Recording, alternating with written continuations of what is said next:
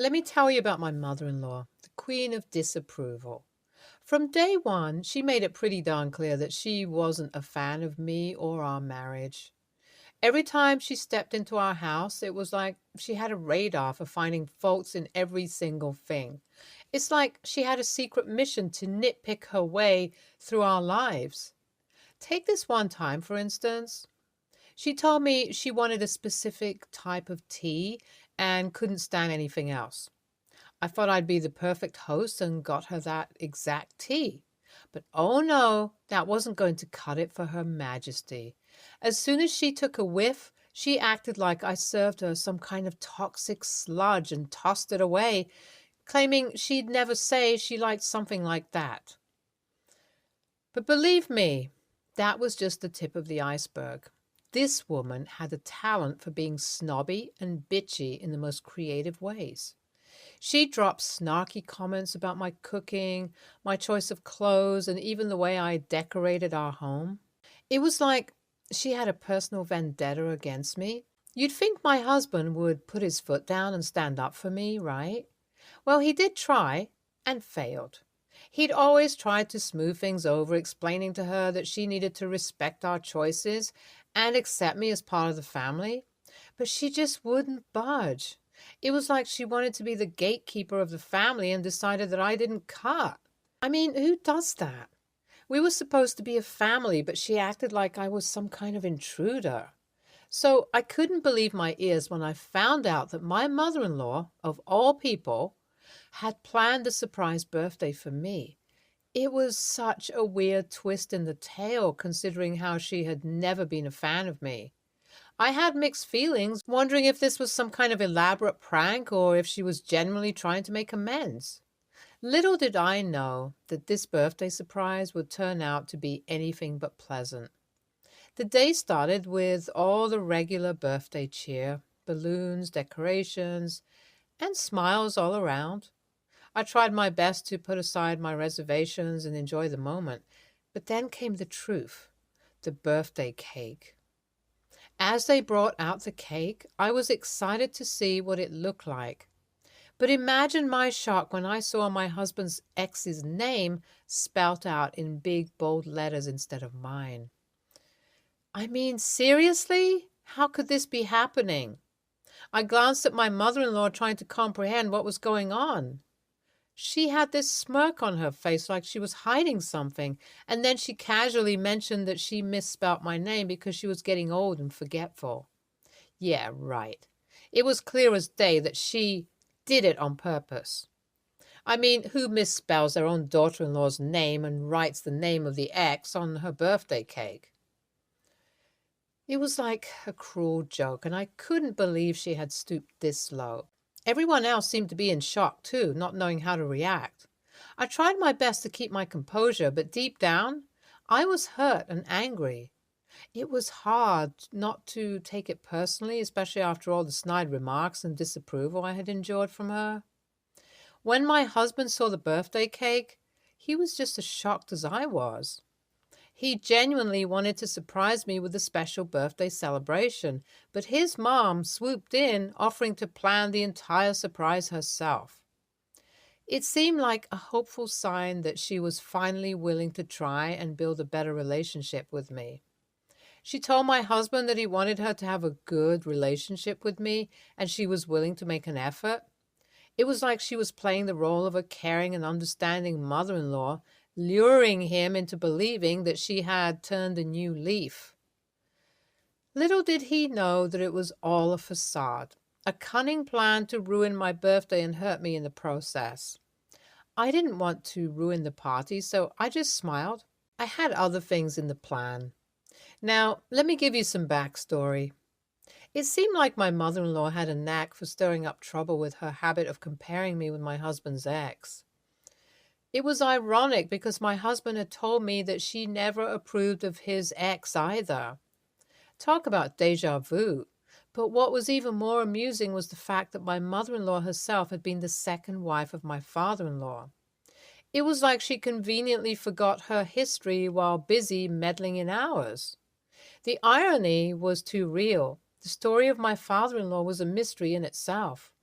My husband didn't know much about his other family, and I had never been given much detail either. All we knew was that my father-in-law had two families, and it seemed like his other family wanted nothing to do with us. We heard whispers of a distant and complicated relationship with them, but the details were shrouded in secrecy. It was like there was a hidden divide that we were never meant to cross. And then I found out after a year of marriage, the reason behind my father-in-law's divorce from his first wife was none other than my mother-in-law. It was like something out of a soap opera with family secrets and drama at every turn. I couldn't help but wonder if my mother-in-law's constant comparisons were a way of asserting herself and trying to fill the shoes of my husband's first wife. It was like she was trying to erase the past and make herself the standard for what a wife should be. But no matter how much she tried, she couldn't erase the fact that my husband's first marriage had nothing to do with me. We were our couple, with our own unique love story. Coming back to the present, like I said, I didn't react. I just smiled at her mistake. Now, my mother-in-law's birthday was legit the next day, so I decided to return the surprise. I decided to play a little prank and wrote my father-in-law's first wife's name instead of mother-in-law's on the birthday cake. Of course, I acted all innocent, blaming the bakery for the mix-up. Oh, the look on her face when she saw the cake. It was priceless. She was fuming with anger, and I couldn't help but suppress a smirk. It was like karma had come full circle. All those times she had belittled me and made me feel unworthy, and now she was the one feeling the burn. She started yelling and throwing a tantrum, but I remained calm and composed. My husband tried to calm her down, but she wouldn't listen to reason. In a way, it felt liberating to see her lose control for once. I innocently asked if she was okay, pretending to be clueless about the whole thing. Inside, I was laughing with glee, but then she stormed out, unable to handle the humiliation. My husband looked puzzled, asking if I had done it intentionally. I didn't want to admit the truth, so I played it off as an honest mistake. "Oh, I must have picked up the wrong cake," I said with a perfectly innocent smile. He bought it, hook, line, and sinker. It was my little secret, my moment of giving her back what she deserves. I knew I probably shouldn't have stooped to her level, but I couldn't resist giving her a taste of her own medicine. And boy, did it feel good. Do you think I went too far, bringing up old wounds and all? Well, well, well, my little birthday cake prank seems to have stirred up quite the storm. My mother-in-law is complaining left and right, insisting that I did it intentionally. But you know what they say, what goes around comes around. I denied it, of course, and played it off like I was innocent as a lamb. I reminded her of the time when she messed up on my birthday with a tea incident, and I didn't react the way she did. I mean, come on, it was just a cake, right? No need to blow it out of proportion. But you know how it is with mother-in-law, always looking for a reason to be dramatic. She loves the spotlight, and this was her moment to shine. The whole family knows how she can be, so it's no surprise that they're all on my side. They've seen her dramatic antics before, and they're not falling for it this time. It's honestly quite funny how the tables have turned. She's used to being the center of attention and getting her way, but this time, she's the one left red-faced and fuming. And I have to admit, I'm kind of enjoying the show. My husband seems a little torn, caught between defending his mom and believing me. But hey, I'm not going to spill the beans about my little prank. Let him think what he wants. It's all in good fun, right? Update 2. Ever since the little cake prank, my mother-in-law has been surprisingly silent and hasn't been bothering us much. It's like a breath of fresh air, and life has become so much more peaceful. Maybe, just maybe, my little prank had a more significant impact on her than I thought. Perhaps she realized that her dramatic antics weren't getting her anywhere and decided to dial it down a notch. Or maybe she's just sulking in a corner, nursing her wounded pride. Either way, I'm not complaining. I can finally breathe without the constant scrutiny and criticism. It's like a weight has been lifted off my shoulders, and I feel freer than ever before. Of course, I'm not naive enough to think that this newfound peace will last forever. Knowing my mother-in-law, she might bounce back with her drama in no time.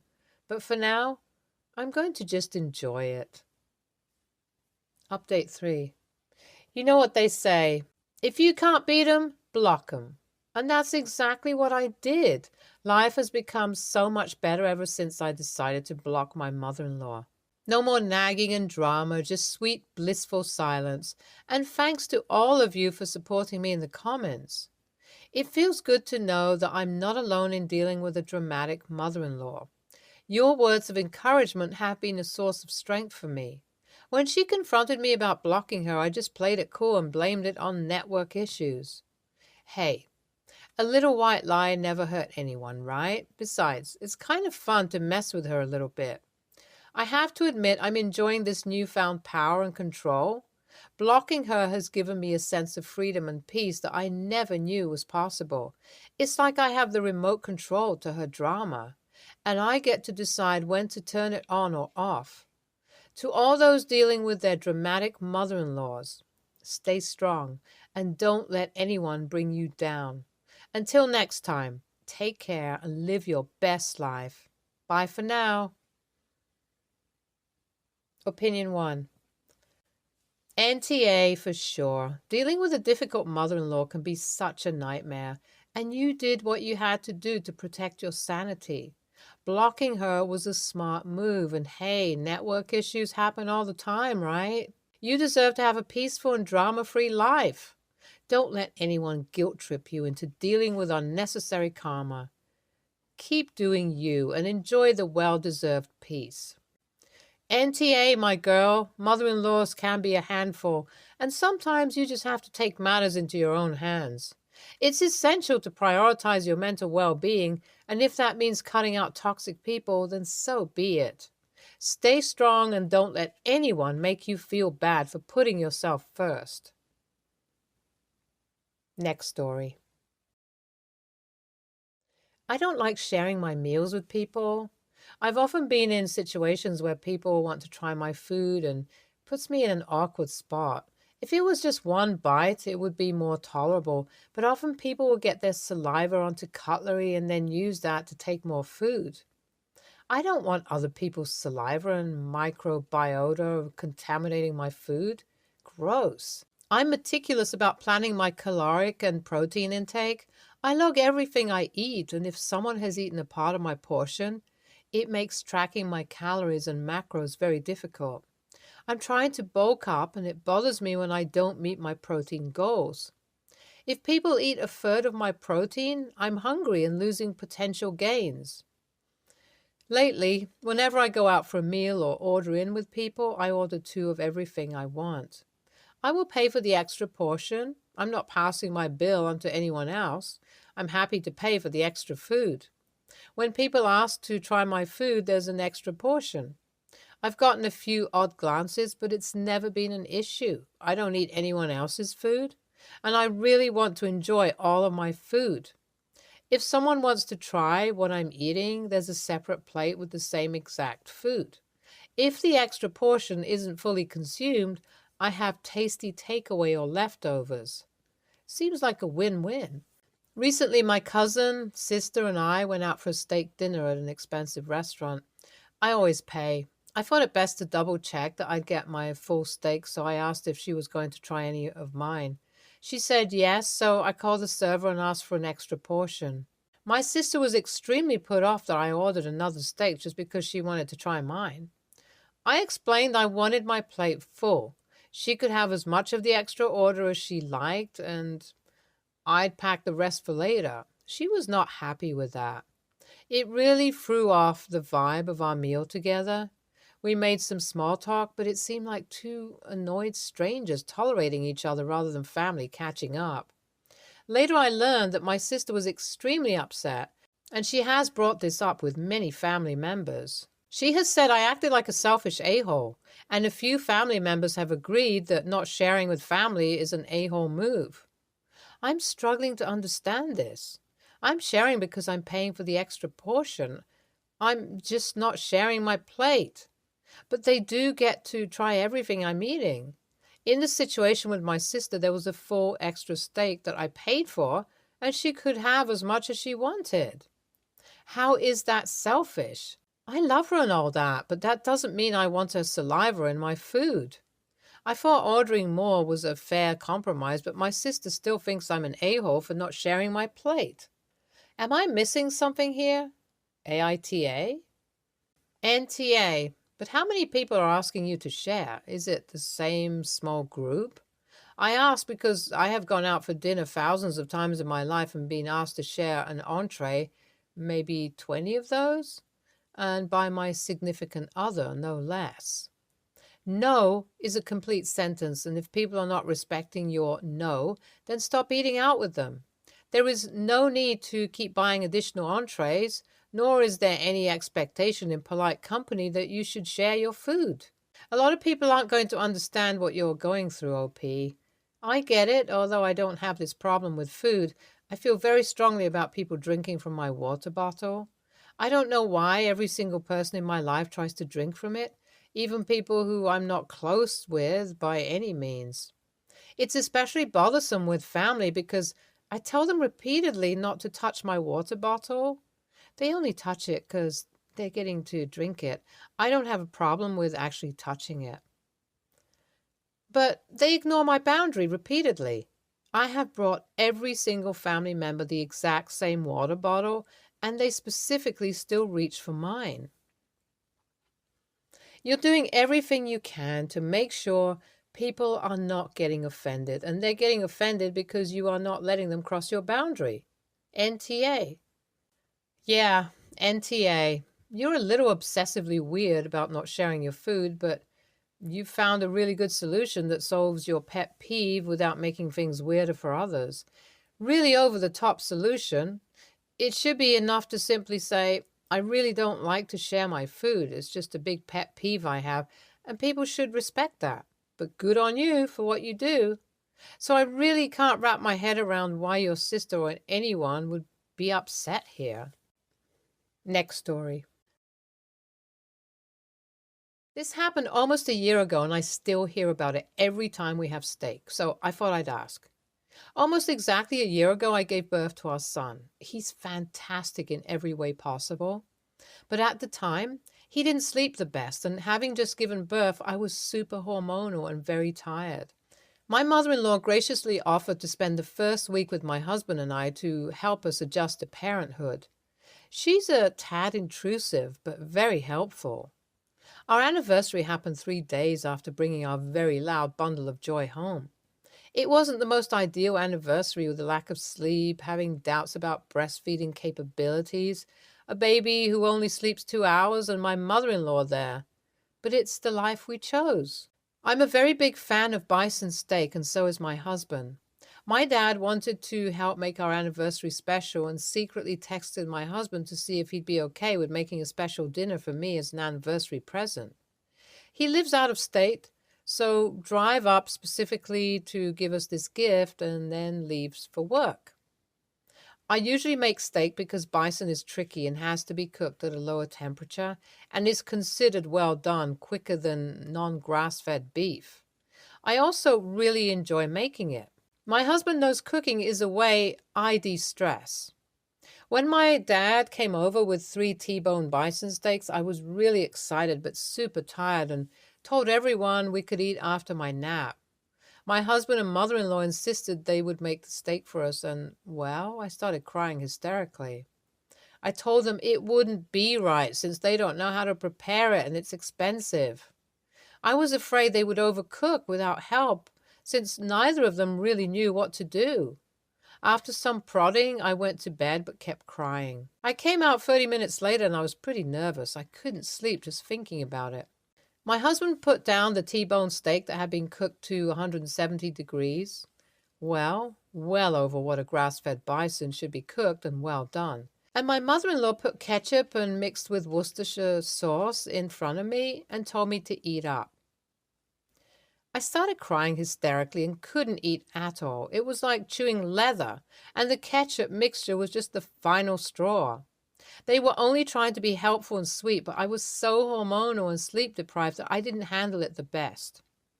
I told my husband they ruined very expensive steaks, and he and my mother-in-law said they were perfect and ate them instead.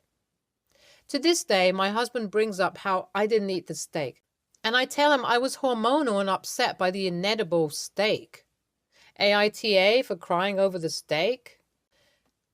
NTA. 1. Postpartum hormones are no joke. 2. 170 degrees and ketchup? Who the hell does that to a steak? NTA. And is this a pattern in your relationship? Is your husband continually relitigating old arguments? I just print out a bunch of info on post-birth hormones and dump it on his lap every time he tries to bring it up. Next story. I'm female, 29, and my boyfriend is male, 33, and moved to Amsterdam 1.5 years ago. And we live on the first floor of a 3-story building. If you have never been to Amsterdam, it's good to know that the buildings usually have a very small entryway and incredibly steep stairs. In our case, the size is 9 square feet. Our neighbors, male 35 and female 32, from the top floor had one baby when we first moved in. And as of a few months, had a second baby. Ever since we moved in, the ridiculously small entryway had a folded stroller at the bottom of the stairs, covering half of the first step. The stroller makes it difficult to bring in groceries, to get in and out of the apartment with luggage when we're traveling, and also whenever we all receive packages, it's an all-round shit show. More often than not, a bunch of the steps of the staircase have boxes of our neighbors' deliveries on them because there's simply no room for them at the entryway. We often have to move the heavy stroller and leave it outside, in front of the building while we're moving things. We were always empathetic with them and never complained. Just decided to deal with it. However, after their second baby was born, it became a larger problem as they started leaving their stroller open at the entryway for hours on end, instead of folding and leaning on the wall. They also added a large umbrella and a children's tricycle, and many times leave the baby's bassinet in our little hallway too, sometimes with the baby. We would also love to leave our umbrellas and our little grocery trolley out, but we don't, as we understand it can make it hard for everyone else. By the way, no other tenants leave anything out in the entryway or their own hallway with the exception of them. Because of that, I politely asked them in the letter to remove the excessive things, tricycle and umbrella and bassinet, and to please fold the stroller as soon as possible after moving the baby, as it's already a compromise on our part, because we understand that the logistics of going up and down the stairs with it is a lot, but everything else was too much and simply getting in the way. It's been over a week since the letter was picked up and nothing has changed. Today we passed through them on the streets. They gave us an angry look and left us a note saying we simply are a-holes for not getting the parent struggles and they should be entitled to leave their stuff there. Am I the a-hole here? NTA. Also from the Netherlands, also live in an apartment building with other people. It's up to us to keep it clear. It is not uncommon for neighbors to approach each other about not letting strangers in, to not put strollers or bicycles in inconvenient places, etc. No one has more rights compared to the other, and having kids is a BS excuse. People have kids all the time and they don't make it everybody else's problem. NTA, I think your request is reasonable. The entryway isn't a storage facility. You aren't asking them to move their things on principle. The items are making your life more difficult. The umbrella and bassinet are especially unfair as they aren't items that are used every time the parents go out with the children. Stay tuned for more stories from Argo Relationships.